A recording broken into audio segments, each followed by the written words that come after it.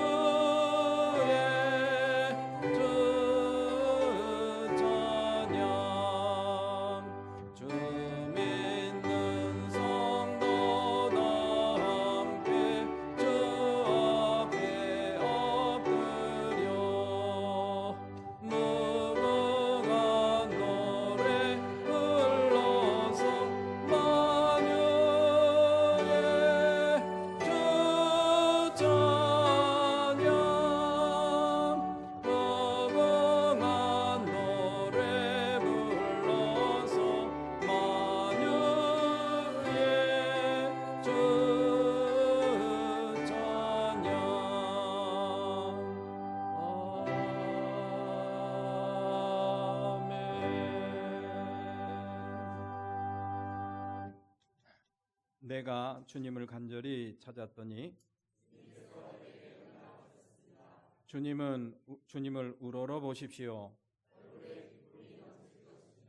이 비천한 몸도 주님께 부르짖으니 주님의 천사가 둘러 진을 치고 주님의 신실하심을 깨달으십시오. 주님을 경외하십시오. 아멘.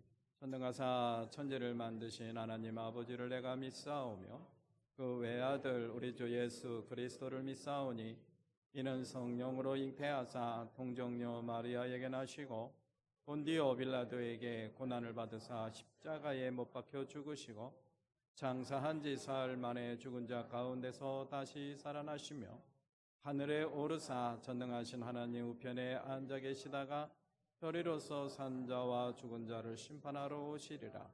성령을 믿사오며 거룩한 공예와 성도가 서로 교통하는 것과 죄를 사하여 주시는 것과 몸이 다시 사는 것과 영원히 사는 것을 믿사옵나이다. 아멘.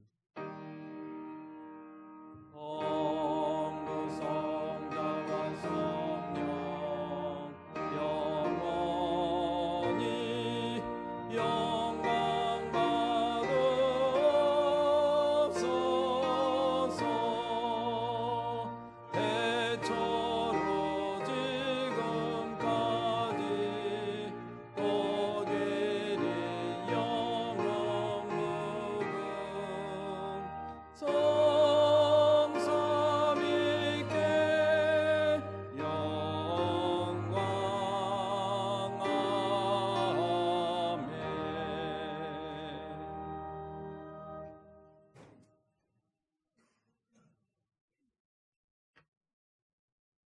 너희는 마음에 근심하지 말아라.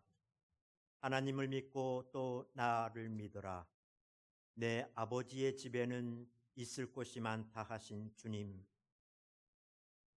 마음은 원이로되 육신이 연약하여 우리의 삶은 무엇을 먹을까, 무엇을 마실까, 무엇을 입을까라는 근심과 폭염으로 인한 기후위기, 전쟁의 두려움에 사로잡혀 살아가고 있지만 오늘 이 시간 믿음과 소망을 품고 이 예배에 참여하게 하심을 감사드립니다. 오늘 예배가 일주일에 한 번 왔다 가는 예배가 되지 않게 하시고 우리의 지난 삶을 돌아보며 신앙인답지 못했던 순간을 돌아보게 하시고 신령과 진정으로 드리며 주님의 위로와 평안을 체험하는 귀한 예배가 되게 하여 주옵소서. 주님, 발전이라는 아름다운 이름으로 포장된 우리의 탐욕과 욕심으로 하나님이 창조하신 창조의 섭리가 파괴되고 기후위기로 인한 폭염으로 천여 명이 넘는 사람이 목숨을 잃었고 소련과 우크라이나, 이스라엘과 팔레스틴 등 세계 곳곳에서 전쟁으로 고귀한 생명들이 목숨을 잃고 있습니다. 세계 유일의 분단 국가인 우리나라도 남북 관계가 충돌 직전의 위기 상황에 처해 있습니다. 보훈의 달인 6월, 전쟁의 위험이 얼마나 무서운지 깨닫게 하시고 평화의 소중함을 느끼는 저희들 되게 하여 주옵소서. 평화의 주님, 시민들도 모두 알고 있는 위험한 징후를 정치인들은 당리당략에 빠져 민생과 평화와 기후위기보다는 자신들의 이익을 탐하는 자들이 하나님의 정의를 두려워하게 하시고 시민과 미래를 위한 정치를 할 수 있도록 지혜를 허락하여 주옵소서. 오늘 예배에 참여한 우리들이 주님의 말씀을 따라 갈등과 다툼을 극복하고 막힌 담을 허무는 평화의 일꾼이요 창조의 섭리 회복을 위해 살아가는 참된 신앙인의 삶을 살게 하여 주옵소서. 주님, 육신의 질병으로 아파하는 분들, 경제적으로 어려워 힘들어하는 분들이 치유와 회복의 은혜를 받게 하여 주시고 취업과 노후에 대한 불안감에 살고 있는 이들은 마음의 평안함과 주님이 나와 동행한다라고 하는 강건한 고백이 이루어지게 하시고 오늘 우리 모두가 기도의 응답을 받으며 새로운 소망을 품고 살아가게 하여 주옵소서. 내가 가지지 못한 것을 부러워하며 좌절하고 분노하기보다는 내게 있는 것을 소중히 여기며 그 작은 것에 감사하며 충만한 은혜를 체험하는 생활하게 하여 주옵소서. 이 땅에 매운교회를 세워주신 주님의 뜻을 따라 평화와 말씀을 전하는 교회가 되게 하시고 아파하고 고통받는 이들을 위로하며 그들에게 손을 내밀어 하나님 나라의 참된 의미를 전하는 교회가 되게 하시고 빛과 소금의 역할을 다할 수 있도록 함께하여 주옵소서. 교인들도 각자의 자리에서 주님의 나라의 확장에 함께하는 동역자로 참된 제자의 모습으로 살아가게 하여 주옵소서.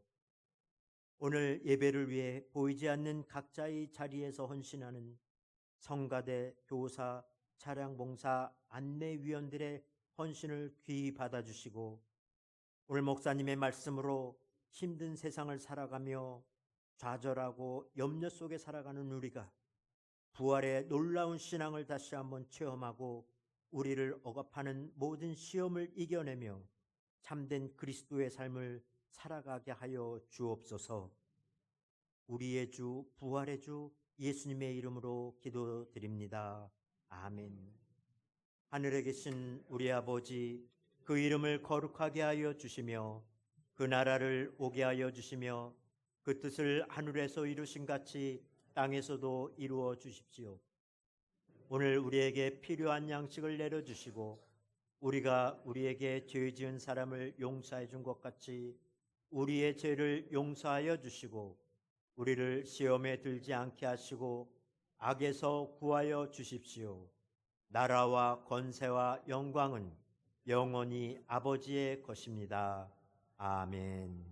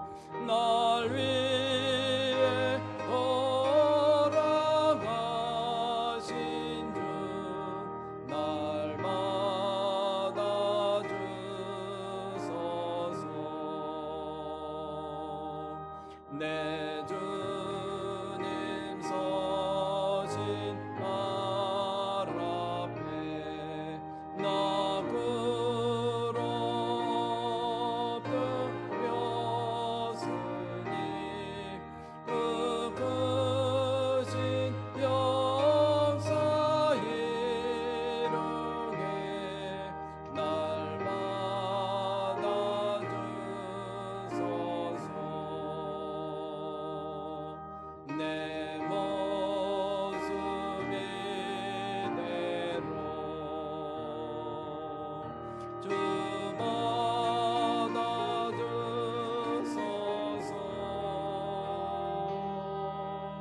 날 위해 돌아가신 주 날마다 주소서.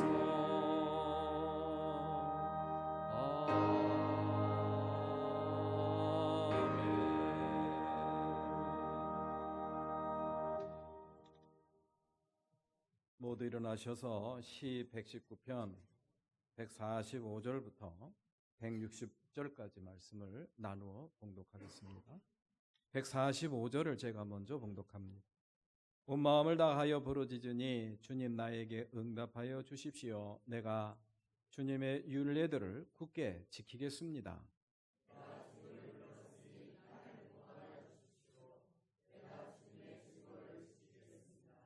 주님의 말씀을 갈망하여 날이 밝기도 전에 일어나서 울부짖으며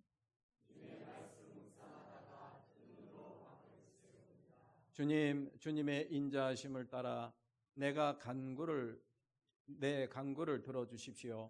주님의 규례를 따라 나를 살려주십시오.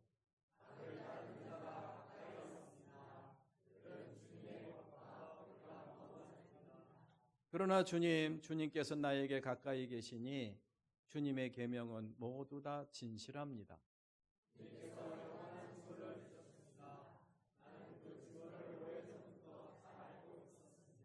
내가 주님의 법을 어기지 않았으니 내 고난을 보시고 나를 건져 주십시오.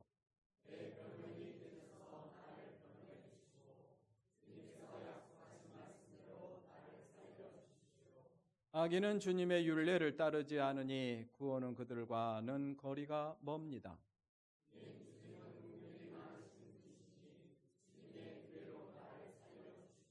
나를 핍박하는 자들과 나를 대적하는 자들이 많으나 나는 주님의 증거에서 떠나지 않았습니다.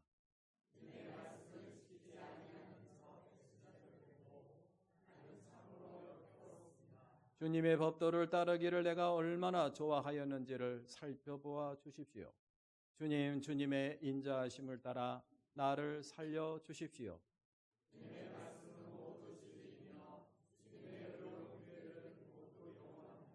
아멘. 모든 것이 주께로부터 와서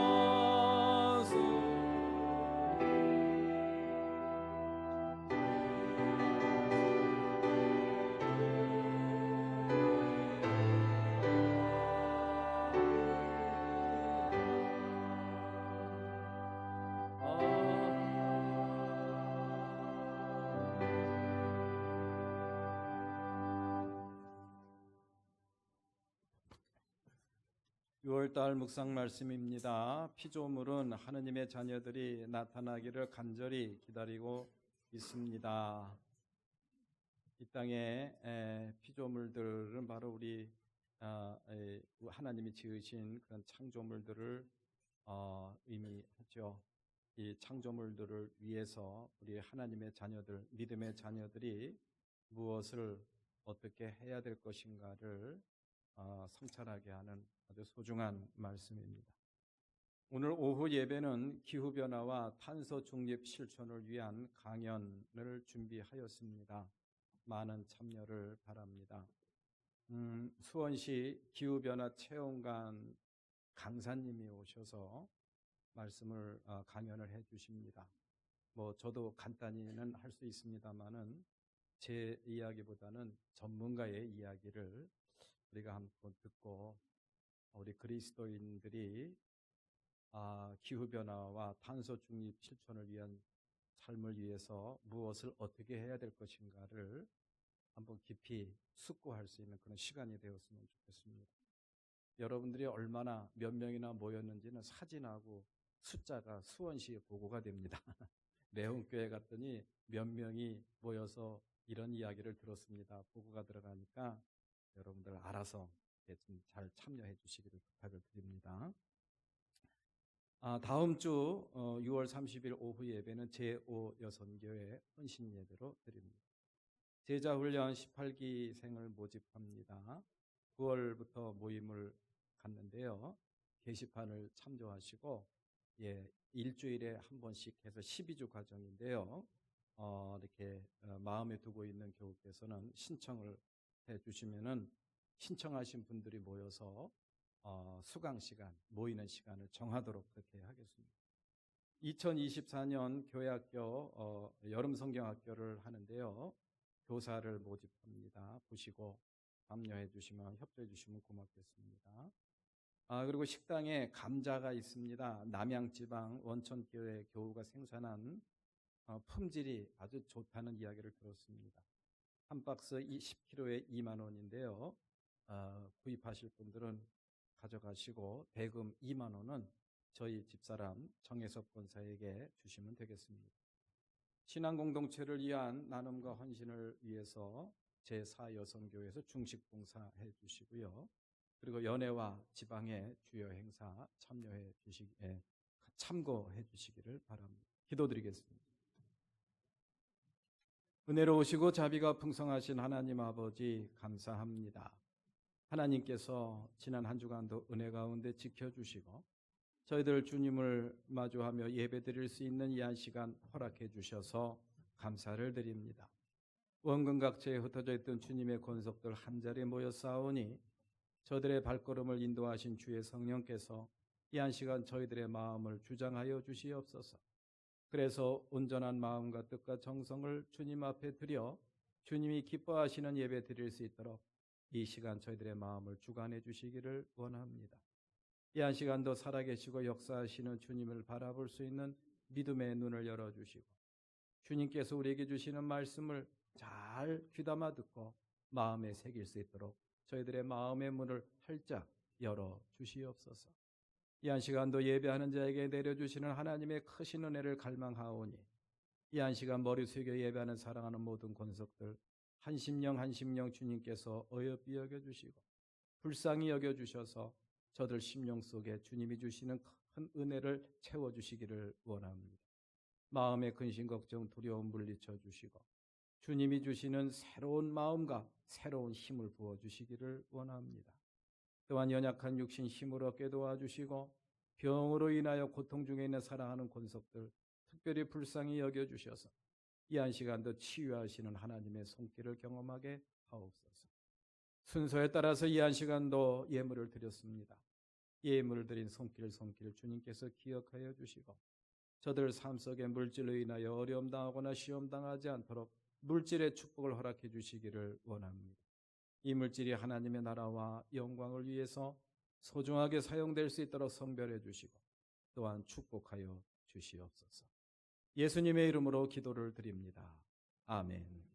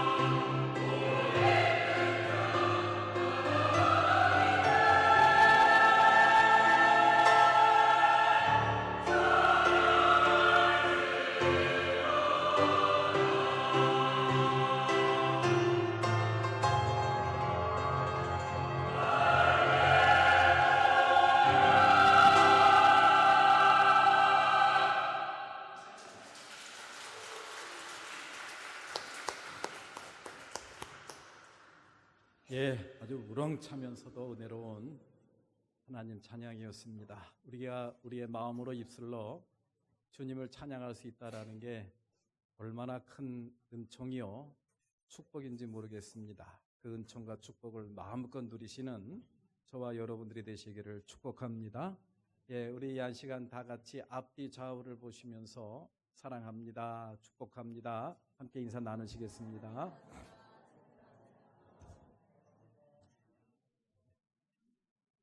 예, 우리 사랑하는 교회 여러분들 반갑습니다.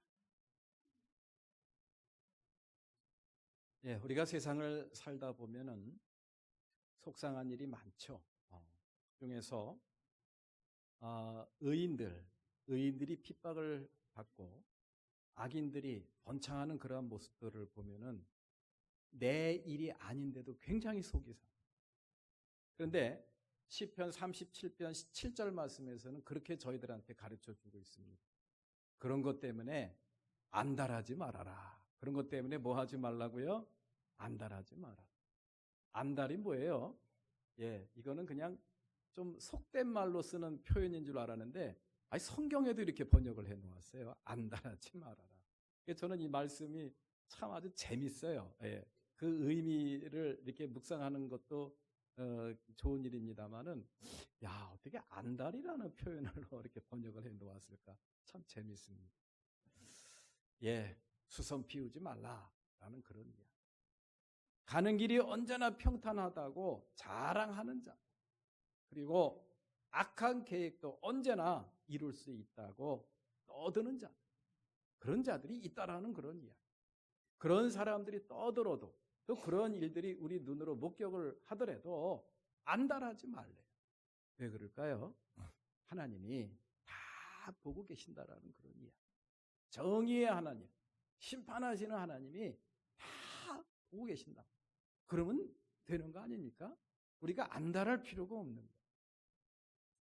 오늘 본문 말씀에 보면은 그러한 악인들이 번창하고 의인이 핍박을 받는 그러한 시인의 모습을 저희들한테 전해주고 있습니다. 오늘 본문 말씀 150절 말씀을 볼게요. 150절 말씀 다 같이 시작. 악을 따르는 자가 가까이 왔습니다. 그들은 주님의 법과 거리가 먼 자들입니다. 예. 악을 따르는 자가 가까이 왔습니다. 이 말씀은 악을 따르는 자가 자기를 따라온다는 거예요. 그리고 자신의 삶 주변에 늘 둘러싸여 있다라는 그러한 표현을 이런 식으로 한 거죠. 그들은 어떤 사람들이냐? 하나님의 말씀, 하나님의 법을 모르는 사람들. 또 하나님의 말씀과 법을 듣긴 듣고 알긴 알아도 그것을 지킬 생각이 1도 없는 사람. 이런 사람들이 자기 주변에 둘러싸여 있는 그러한 모습.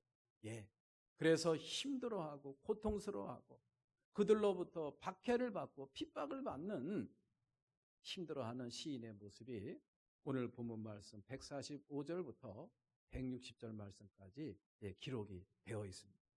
그런데 그러한 가운데서 이 시인이 놀라운 고백을 저희들한테 전해주고 있습니다. 웬만한 사람 같으면은 믿어도 소용없네, 기도해도 소용없네, 교회 다녀도 소용없네 이러면서 하나님을 부정하고 모든 것을 다 포기하고 절망에 빠질 수도 있지만 또 그런 상황이지만 오늘 본문 말씀에 보면요, 놀라워요. 어떻게 그런 상황에서 이런 고백을 할 수가 있어요? 157절 말씀을 다 같이 시작. 나를 핍박하는 자들과 나를 대적하는 자들이 많으나 나는 주님의 증거에서 떠나지 않았습니다. 주변에 악인들이 둘러싸서 의롭게 사는 이 시인을 핍박하고 박해하고 못 살게 구는, 그래서 이 시인이 매우 힘들어할 수밖에 없는 그런 상황, 삶을 포기하고 싶은 그런 상황이지만은 이 시인은 어떤 고백을 저희들한테 전해주고 있습니까? 그럼에도 불구하고 나는 주님의 증거에서 떠났습니다. 떠나지 않았습니다. 떠나지 않았습니다. 다시 말해서 흔들리지 않았다라는 그런 이야기. 흔들리지 않았다. 저는 오늘 이 말씀을 보면서 예, 우리들도 그런 믿음을 갖고 좀 살았으면 좋겠다. 좀 한결같은 믿음. 매 순간 흔들리는 믿음이 아니라 우리가 왜 믿음 생활을 하면서 왜 흔들립니까? 흔들리지 않는 변함없는 반석과 같은 주님과 주님의 말씀을 우리가 바라보지 않고 상황을 바라보기 때문에 그래요. 문제를 바라보기 때문에 그래요. 그 문제를 바라보는 내 느낌에 의지하니까 내 삶이 흔들리는 거예요. 왜요? 우리 인심은 조석변이라는 말씀이 있지 않습니까? 그런 격언이 있죠. 사람의 마음은 아침 저녁으로 변한다. 사람의 마음이 아침 저녁으로 변하는데 아침 저녁으로 변하는 나의 느낌, 나의 감정, 나의 경험, 그것을 바라보니까 내 삶이 정말 말도 못할 정도로 흔들리는 경험을 우리가 할 수밖에 없는 거죠. 그건 믿음으로 사는 게 아닙니다. 자기의 느낌을 붙잡고 자기의 경험을, 자기의 생각을 붙잡고 사는 사람은 그건 믿음으로 사는 사람이라고 할 수가 없어요.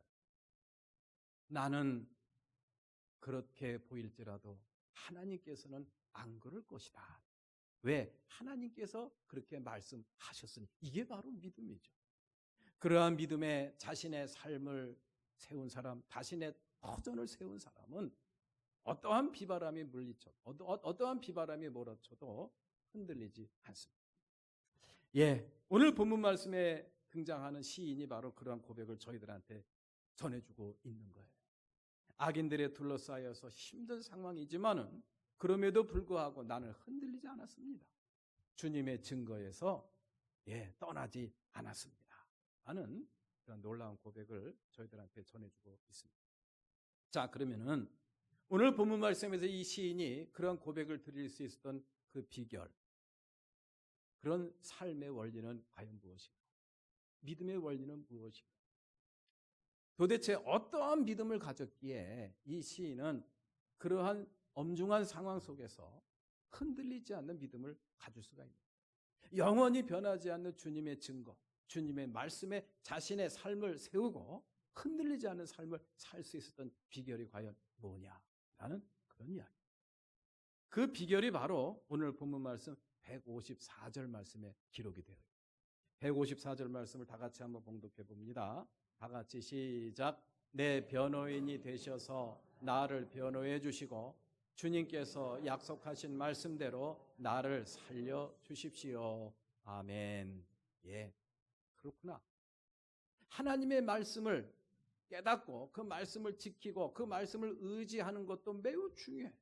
그러나 그 말씀을 나에게 주신, 그 말씀을 나에게 들려주신 그 하나님, 그 하나님이 지금이라고 하는 이 순간에 어떤 의미가 있고 어떤 존재냐라는 그러한 고백, 이게 굉장히 중요합니다.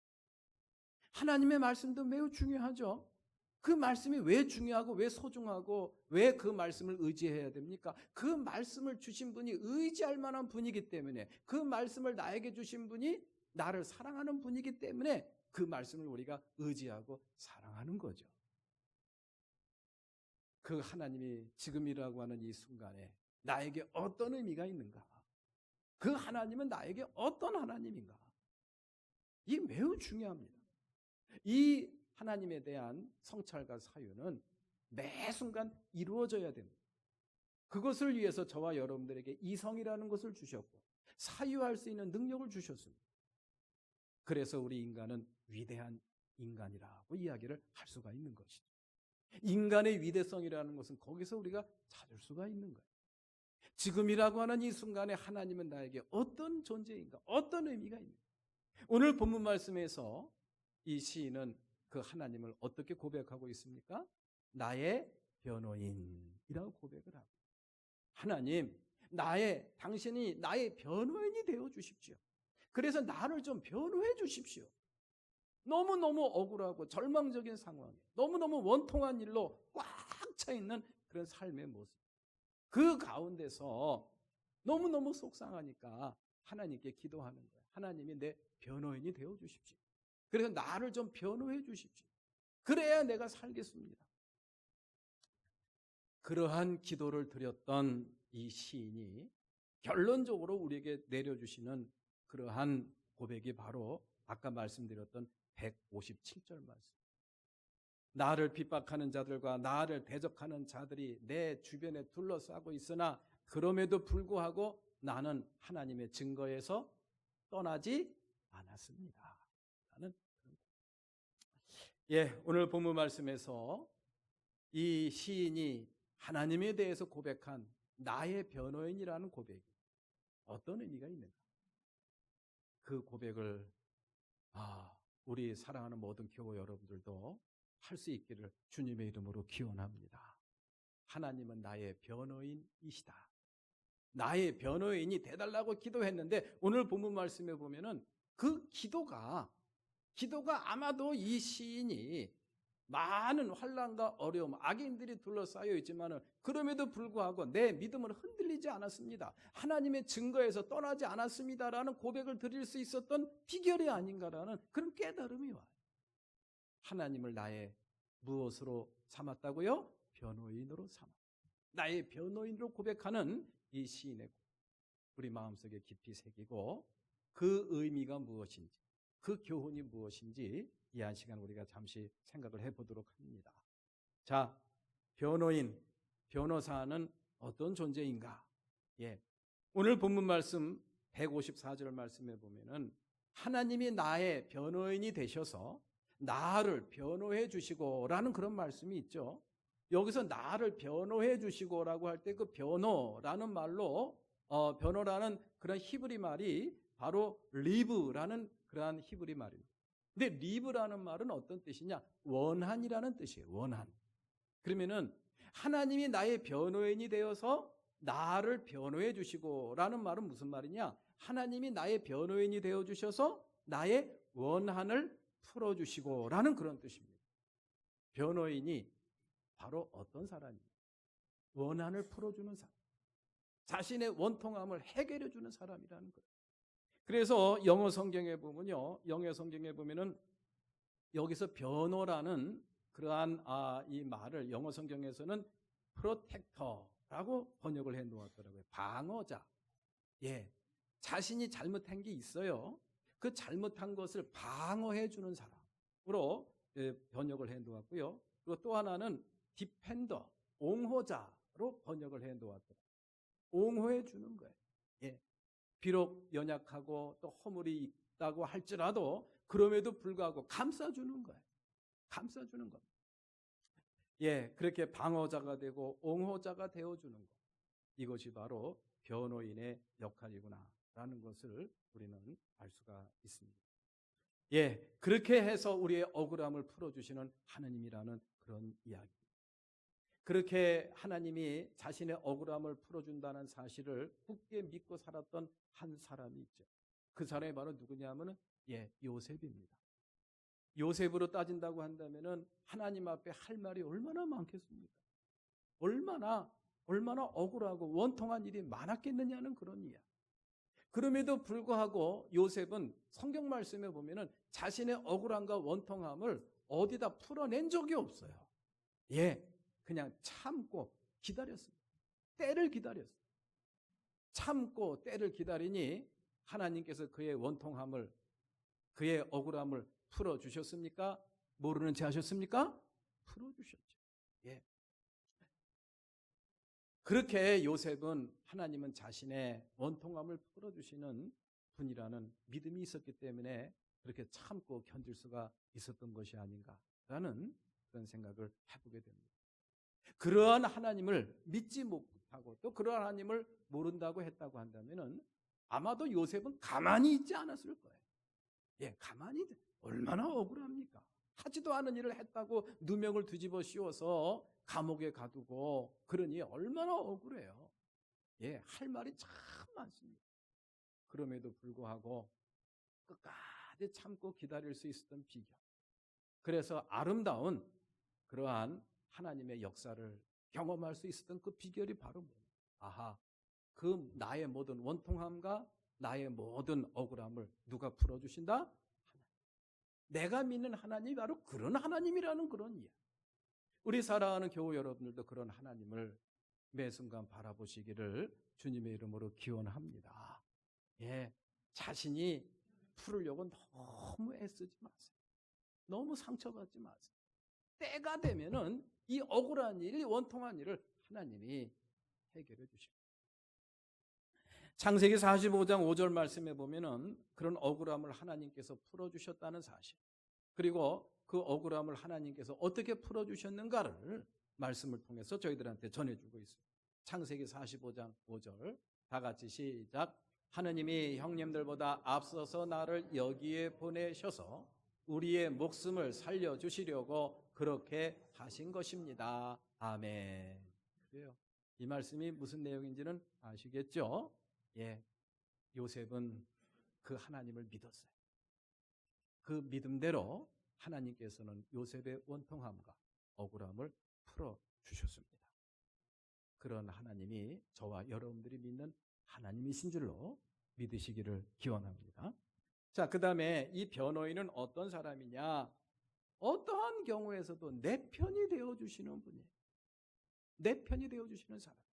그러니까 우리가 돈 주고 무슨 일이 생기면은 변호사를 사지 않습니까? 변호사를 산다는 게 조금 좀 표현이 그렇습니다만 의뢰한다, 의뢰. 사건을 의뢰한다 그러죠. 선임한다라고 하죠. 예, 우리 교우 가운데서도 변호사를 선임해 본 경험이 있는지 저는 잘 모르겠습니다만은 예, 그 변호인은 어떠한 경우에서도 내 편입니다. 내 편이 되어줍니다. 그렇기 때문에 우리가 돈을 주고 선임을 하는 거예요. 예. 이 변호사가 일을 하는데 가만히 보니까 아이고 당신이 잘못했네요. 이러면은 승질나죠, 그죠? 예, 승질납니다. 내가 잘못한 거 나도 알아요. 그럼에도 불구하고 변호사는 나에게 잘못했다고 말을 할까요, 안 할까요? 그런 말 하지 않습니다. 끝까지 내 편이 되고 끝까지 나를 지지해 주는 사람이 바로 변호인이고 변호사예요. 그것이 바로 우리 오늘날 현실에서 볼 수 있는 변호사 또는 변호인의 모습이죠. 하나님이 바로 저와 여러분들이 믿는 하나님이 바로 그런 분이라는 사실을 오늘 본문에서 시인은 저희들에게 가르쳐 주고 있는 것이죠. 어떠한 경우에서도 나의 지지자가 되어주시고 내 편이 되어주시는 그런 하나님. 그런데요, 이 성경 말씀에 보면은 우리가 오해를 할 만한, 그래서 하나님의 말씀을 왜곡할 수밖에 없는 그런 경우가 종종 있습니다. 예. 성경 말씀에 보면은 특히 구약 성경에 보면 이스라엘 역사가 나옵니다.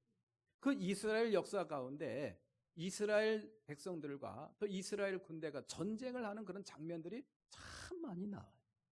그런데 이스라엘이 전쟁할 때는 꼭 이스라엘을 승리하게 하시는 경우가 대부분입니다. 예. 항상 하나님은 이스라엘 편이시고 그리고 이스라엘 편에서 그 전쟁을 승리로 이끌어 주시는 경우를 참 많이 보게 돼요. 그런데 어떤 사람들은 이러한 이야기를, 또 이러한 역사 이야기를 읽으면서 어떻게 생각을 하느냐, 어떻게 오해를 하고 어떻게 왜곡을 하느냐. 아하, 하나님은 이스라엘 편이구나. 이스라엘의 전쟁 이야기를 가만히 보면 끔찍한 사건들이 참 많습니다. 살아있는 것은 하나도 남기지 말라고 진멸하라. 뭐 이런 표현들 정말 잔인해요. 정말 잔인합니다. 그런 것들을 보고 우리는 하나님은 전쟁의 하나님이신가? 왜 하나님은 꼭 이스라엘 편만 드실까? 왜 하나님은 이스라엘에게만 승리를 허락하실까? 왜 하나님은 이스라엘만 도우실까? 이러한 의문들을 많이 가질 수밖에 없어요. 우리 살아가는 교회 여러분들은 성경을 그런 식으로 보시는 분은 안 계시겠죠? 성경을 보는 시각과 관점이 있습니다. 성경을 통해서 우리가 세상의 역사를 얻으려고 한다면, 세상의 역사적인 지식과 세상의 역사적인 어떤 이 과정을 우리가 얻으려고 한다면은 거기서 큰 오류를 범할 수밖에 없어요. 성경에 나타난 역사는 그냥 하나님께서 그 역사를 통해서 우리에게 보여주시고자 하시는 하나님의 뜻이 있습니다. 그 뜻을 우리가 바라봐야지 그 역사 자체를 바라보고 거기서 어떤 역사적인 지식을 얻으려고 한다고 한다면은 큰 오류를 범할 수가 있다라는 그런 이야기. 그러면 항상 이스라엘 편만 드는 것 같고 또 이스라엘만 승리하게 하는 그런 전쟁의 역사를 통해서 우리에게 주시고자 하시는 하나님의 뜻이 과연 무엇인가? 왜 하나님께서는 이스라엘 편만 드실까? 왜 하나님께서는 꼭 이스라엘만 이기게 하실까? 그리고 이스라엘이 그렇게 잔인하게 다른 이방인들과 다른 민족들을 그렇게 진멸을 하도록 내버려 두실까? 이런 거를 바라볼 때 그 전쟁의 사실 자체를 바라보지 말고 그 전쟁을 통해서 주시고자 하시는 하나님의 뜻을 바라봐야 돼요. 이 말씀이 이곳에 기록이 되고 오늘날 우리가 그 말씀을 읽을 때 그 말씀 속에서 우리에게 주시고자 하시는 하나님의 뜻이 뭐냐라는 그런 이야기. 그렇습니다. 하나님께서 그런 이스라엘의 전쟁을 통해서 우리에게 주시고자 하시는 하나님의 뜻은 다른 게 아닙니다. 바로 하나님께서 부르시고 하나님께서 부르신 백성들, 또 하나님의 부르심에 응답한 백성들, 그 백성들에 대해서 하나님이 어떻게 그들을 대하시는가, 그거를 가르쳐 주려고 하는 거예요. 무슨 뜻인지 아시겠죠? 하나님께서 부르신 백성들, 또 그 부르심에 응답한 백성들, 그 부르심에 응답을 해서 하나님의 자녀가 되었어요. 하나님의 백성이 되었어요. 그 하나님의 부르심에 응답을 해서 하나님의 백성이 된 그 백성들에 대해서 하나님께서 어떻게 대하시는가, 그들을 어떻게 대하시는가, 그거를 가르쳐 주기 위한 하나의 역사가 바로 이스라엘의 전쟁 역사 속에 나타나 있다라는 그런 이야기입니다. 그렇습니다. 하나님께서 부르신 백성들, 또 하나님께서 당신의 자녀로 삼은 백성들에 대해서는 하나님께서는 두 가지가 나타납니다. 편향성과 일방성이 나타납니다. 매우 일방적이에요. 매우 편향적입니다. 그런데 이것을 단지 하나님이 이스라엘을 사랑하시는구나, 이스라엘만 사랑하시는구나, 그렇게 보면 이건 왜곡하는 거예요. 하나님께서 부르신 백성들, 그 부르심에 응답해서 하나님의 백성이 된 사람들에 대해서는 하나님께서 어떻게 대하신다? 일방적으로 대하시고 편향적으로 대하신다. 다시 말해서 끝까지 하나님께서 책임을 지신다라는 그런 이야기. 끝까지 그 사람의 편이 되어 주신다라는 사실을 이스라엘의 예를 들어서 그렇게 저희들한테 전해주고 있는 것이죠. 오늘날 저와 여러분들이 하나님의 자녀가 되었다는, 예수 그리스도를 믿는 믿음으로 말미암아 하나님의 자녀가 되는 믿음의 원리도 똑같습니다. 저와 여러분들이 하나님 앞에서 구원받을 만한 자격은 1도 찾을 수가 없어요. 그럼에도 불구하고 우리가 하나님의 자녀가 되고 하나님께서 어떠한 경우에서도 우리의 모든 죄를, 과거의 죄와 현재의 죄와 미래의 죄까지도 다 도말해 주시겠다는 거, 이게 말이 됩니까 이게? 그러나 하나님께서는 그렇게 약속을 해주셨어요. 그것이 바로 하나님과 저와 여러분들이 맺은 약속과 계약 때문입니다. 그렇게 하나님의 부르심에 응답하고 또 그래서 하나님의 자녀가 된 사람들에게 대해서 하나님께서는 일방적으로 대하시고 그들을 편향적으로 대하신다라는 사실, 다시 말해서 끝까지 지지한다라는 사실을 우리가 마음에 깊이 새겼으면 참 좋겠어요. 이것이 바로 하나님은 나의 변호인이 되신다라는 그런 말씀 속에 담겨있는 의미지요. 결국 이 말씀이 우리에게 주는 의미가 뭔가? 그렇습니다. 우리가 무슨 일을 형사사건이나 민사사건이 생기면은 고민을 합니다. 변호사를 선임해야 되기 때문이죠. 그 변호사를 선임하려면 돈이 뭐 한두 푼입니까? 그래서 그냥 어떡하나 근심하고 걱정하는 경우가 있어요. 마찬가지입니다. 우리의 삶 속에서 억울한 일, 원통한 일, 그래서 어디에 가서 하소연할 데가 없는 그런 경우가 종종 있습니다. 그럴 때 우리가 믿는 하나님을 바라볼 수 있는 저와 여러분들이 되시기를 주님의 이름으로 기원합니다. 왜? 그 하나님은 저와 여러분들의 원한을 풀어주시는 분이세요. 그리고 끝까지 저와 여러분들의 편이 되어주셔서 저와 여러분들을 지지해 주시는 변호인이신 줄로 믿으시기를 기원합니다. 오늘 말씀이 주는 교훈이 바로 그거예요. 그래서 그 하나님을 매 순간 바라보는 사람들은 좌절하지 않습니다. 어떠한 경우에서도 모든 어려움들을 극복해 나갈 수 있는 힘이 생긴다라는 그런 이야기죠. 나의 변호인이 되시는 그 주님 매 순간 바라보시면서 저와 여러분들 삶 속에 일어나는 모든 억울한 일, 원통한 일, 많은 문제들을 잘 대처해 나가시고 극복해 나가시기를 주님의 이름으로 기원합니다. 매 순간 저와 여러분들 속에 살아계시는 그분이 나의 변호인이 되어주신다는 사실, 참 감사한 일이죠. 자, 그러면은 그런 변호인이 되시는 주님 앞에서 우리가 지녀야 될 태도는 무엇입니까? 우리가 변호사를 선임해서 변호사 앞에 가면은 변호사가 우리와 계약을 맺고 선임서를, 계약서를 쓰고, 저는 아직도 한 번도 안 해봤는데 그럴 것 같아요. 계약서를 쓰고 변호사가 그렇게 이야기할 것 같아요. 이제부터 나에게 도대체 처음부터 끝까지 하나도 숨기지 말고 나한테 다 말씀해 주세요. 그렇게 얘기를 하겠죠, 그죠? 하고 싶은 말만 하세요. 그럴까요? 아니죠. 변호사는 다 알아야 됩니다. 왜? 그래야 작전을 짜죠. 내 수치스러운 거, 나의 부족한 거, 나의 허물, 부끄러운 것까지 다 얘기를 해야 돼요. 그래야지 변호사가 알아서 감춰줄 거 감춰주고, 숨길 거 숨겨주고, 경감할 거 경감해주고, 변호해줄 거, 옹호해줄 거, 방어해줄 거, 그런 논리를 개발을 해내죠. 내 마음속에 있는 거 창피하다고 숨기면요, 일이 해결이 안 돼요. 변호사가 화를 냅니다. 하나님이 저와 여러분들의 변호사가 되시려면은 마찬가지. 우리 하나님과 저와 여러분들 마음이 통해야 됩니다.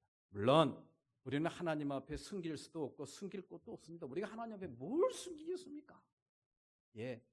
모든 것을 다 드러내놓고 이 모습 이대로 받아주시는 하나님, 내가 주님을 믿습니다.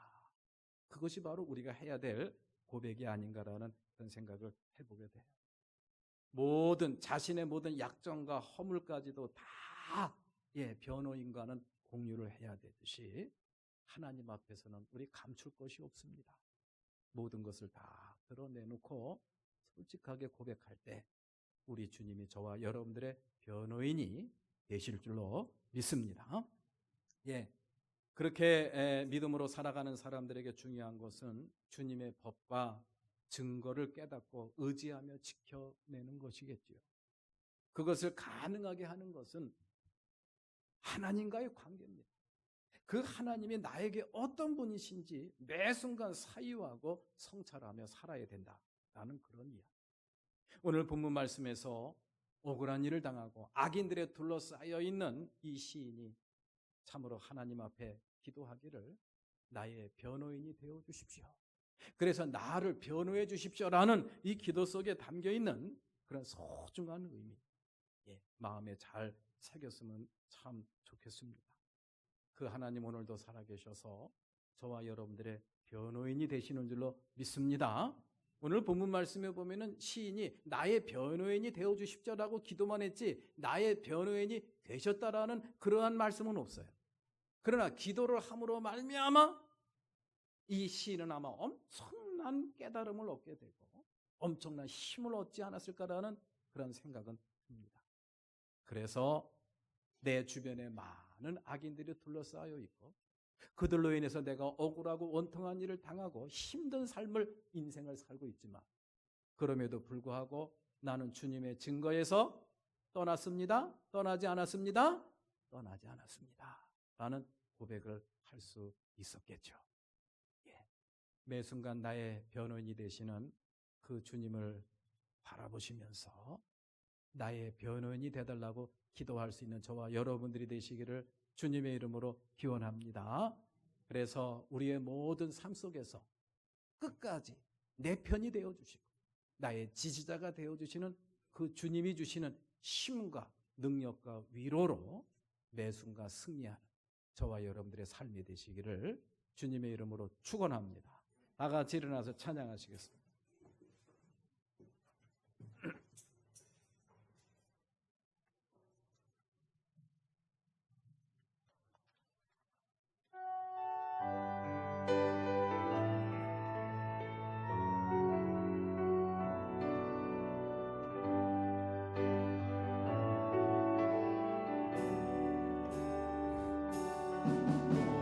주의 사랑에 매여